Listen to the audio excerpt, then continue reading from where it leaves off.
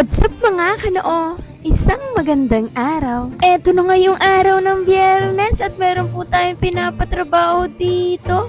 Naglagay po tayo ng pinakang wall division dito sa kitchen at yung isa po nating gagawing sala. Kawayan nga po ang ating naisip ilagay para maganda. Tapos lalagyan natin ng varnish. Ayan, tapos movable naman yun. Shout out kay Kuya Rontet. Habang nagtatrabaho doon ay dumating itong mga parcels. Ang galing talaga umorder ngayon sa online kasi ilang araw lang andito na, walang hassle sa pamili at paglakad-lakad. Hindi pa nga ako nakakapagpalit dito ng damit kasi hindi pa ako umaakyat sa taas. Tanghali pa nga lang to, hindi pa tayo magbubukas kaya unahin na natin ang unboxing ng parcels.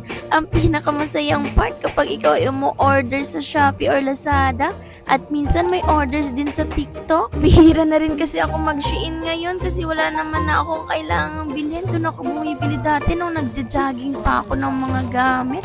Ngayon di na masyadong nakakapag-jogging. May kinakain nga ako ditong mangga, Indian mango po yan. Napakasarap at napakatamis. Lasang-lasa mong bagong pitas siya. Bumili ako nito para sa chili oil. At para na rin sa ikakagaan ng lahat, nagdagdag na rin ako ng lagayan ng mga liquid at dip para mas mabilis po ang transaction kaysa manghihiram pa tayo dun sa counter. 4 na piraso nga yan. Lagayan natin ng ketchup, mayo, cheese at syempre yung toyo. Marami bang toyoin dyan?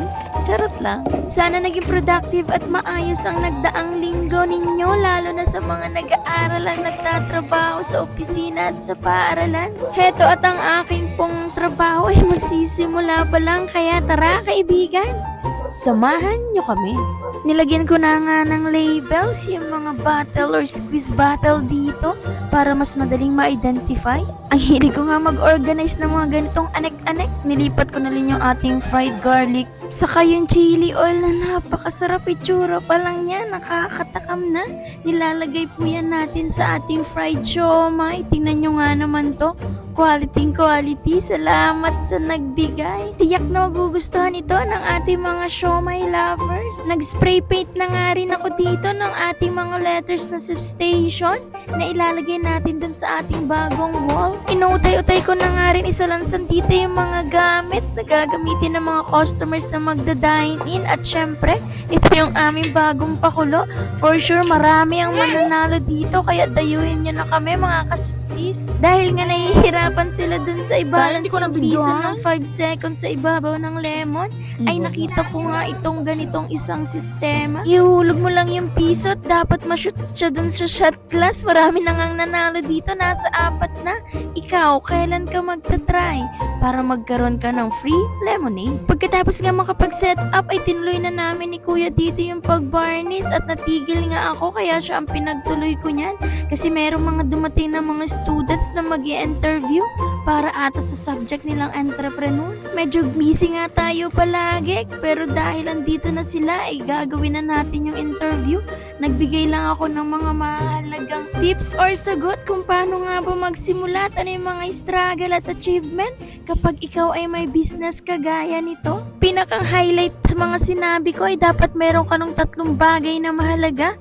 Una, magaling ka magplano at malawak ang iyong imagination. Pangalawa, kapag ikaw ay nagpaplano, pwede mong i-drawing or isulat. At syempre, kapag may plano, dapat ginagawan mo ng action kasi kung hindi, mananatili lang po siyang plano. At kapag ginawa mo na nga siya in action at may isakatuparan sa totoong buhay, ang ikatlo po ay dapat willing kang i-take risk lahat. Diyan na papasok yung expectations, failure at kung ano-ano pa. Dapat ready ka sa mga ganun at matuto ka kung paano mas mapapabuti at mapapaganda ang iyong napiling business. Nakapagligo na nga ako sa mga oras na ito at idadalhin ko sa patahian itong aking slacks na pampasok kasi nasira yung zipper. Maraming salamat sa panonood.